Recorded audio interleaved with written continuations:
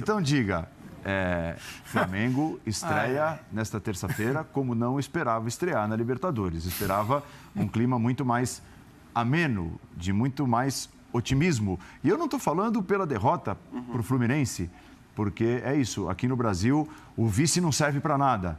E não é o caso, né? Perdeu para um grande time, uma grande camisa, mas tudo que está acontecendo, né? Tudo que envolve essa derrota e o futebol que o Flamengo não está apresentando, sem dúvida nenhuma, preocupa demais o torcedor para a estreia de amanhã. É isso aí. Boa noite, Paulo. Boa noite, companheiros. Não, de fato, acho que ninguém imaginava que a gente chegasse nesse momento da temporada com o Flamengo do jeito que está, na situação que está. Esse vice eu até acho que não vale para nada mesmo, né? Uma coisa é o vice da Libertadores, o vice do Campeonato Brasileiro, que não são missões fáceis você chegar a uma final de Libertadores ou ser vice-campeão brasileiro. Tudo bem, você pode discutir se tinha potencial para mais, se jogou o máximo que podia, mas do estadual, realmente, pela diferença de elenco, pela diferença de potencial e olhando para o que foi o jogo, para o que foi o confronto, para o que foi indiscutível o título do Fluminense, eu acho que realmente ali tem uma discussão sobre o momento do Flamengo. Agora está muito claro, né? Quer dizer, todas as notícias, todas as informações falam de uma certa ruptura no Flamengo entre jogadores, comissão técnica, insatisfação, discordância em relação a métodos e etc. e tal.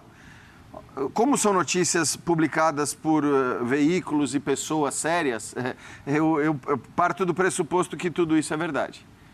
E se tudo isso é verdade, eu acho que aí você tem duas questões. Primeiro, é a constatação de uma falha, né? E para mim, aí a falha, ela é sobretudo da diretoria do Flamengo. Porque quando ela traz o Paulo Souza, até alegando e dizendo que esperava dele uma revolução ali em relação a métodos, a cobranças, e isso precisava estar muito claro para todo mundo, né? Precisava estar muito claro para todos os jogadores. Essas notícias que a gente está vendo serem divulgadas hoje, isso não poderia acontecer. E se há alguém que não se encaixa nessa ideia, ou que não concorda, ou que não quer dar prosseguimento ao seu trabalho dentro disso que foi estipulado pela própria direção do Flamengo lá atrás, essas pessoas já não deviam nem mais fazer parte do elenco do Flamengo. Para mim isso é muito claro, porque a premissa era essa. A premissa, ela partiu de mais cobrança.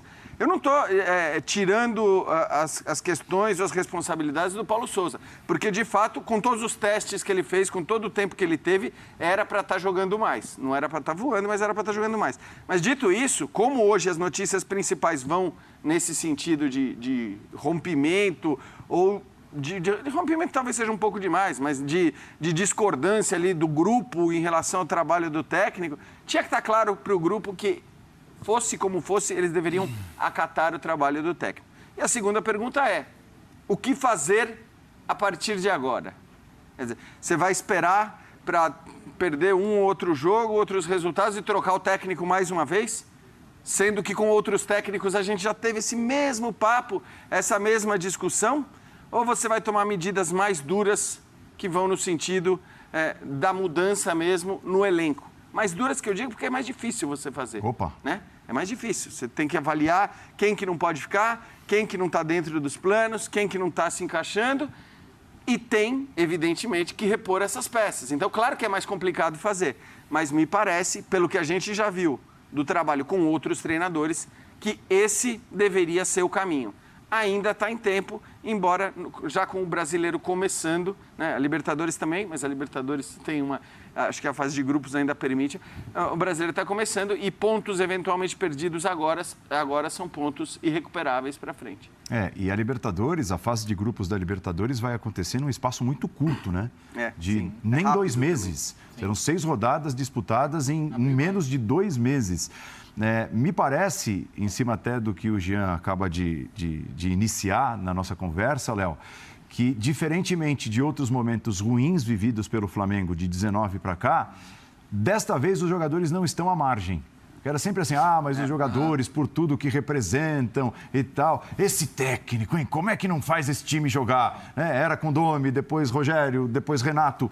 E me parece que dessa vez os jogadores não ficam à margem e estão sendo culpados ou estão assumindo a responsabilidade de parte da culpa por parte de todos, imprensa, torcida, diretoria, né?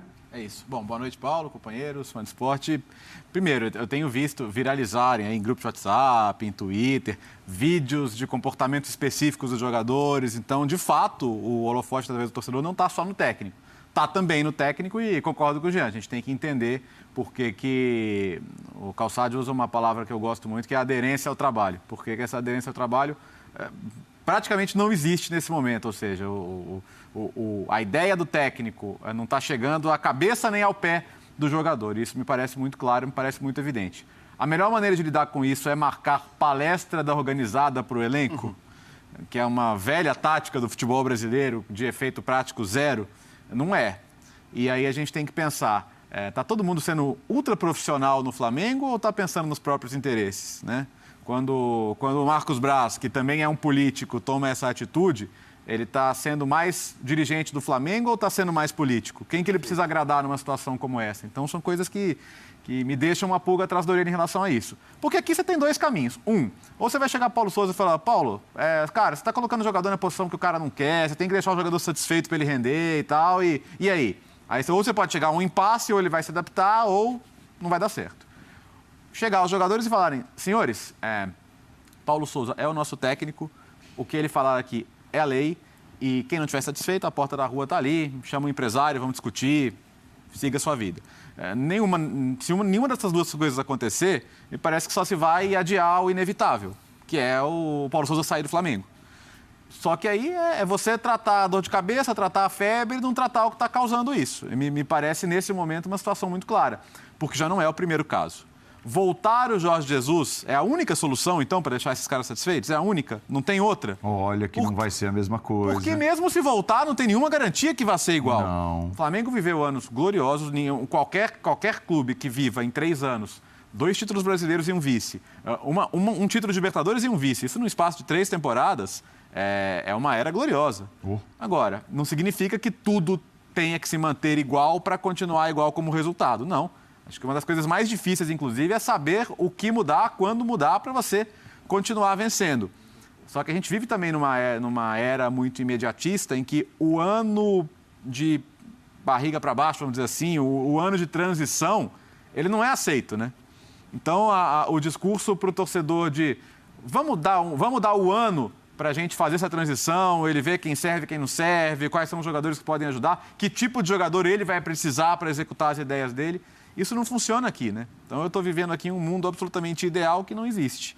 Por isso, se bem, né, Léo, que eu acho que assim, o Flamengo podia ter preparado essa transição específica de uma outra maneira. Sim. Né? Porque uma coisa é a transição do time que você fala, bom, agora eles vão começar a investir, agora vão sair de um estágio X para ir... Não, o Flamengo sempre teve, se não o mais forte elenco, um dos 2, 3 mais fortes do Brasil. Então, era realmente, acho que, para ter feito essa transição, talvez de maneira mais gradual, mas ter feito conquistando, né? Claro. Ou chegando... enfim, eu acho que os resultados e o rendimento no ano passado foi um resultado... Resultados não, foram rendimentos muito abaixo do que o Flamengo poderia ter tido. Dá para dizer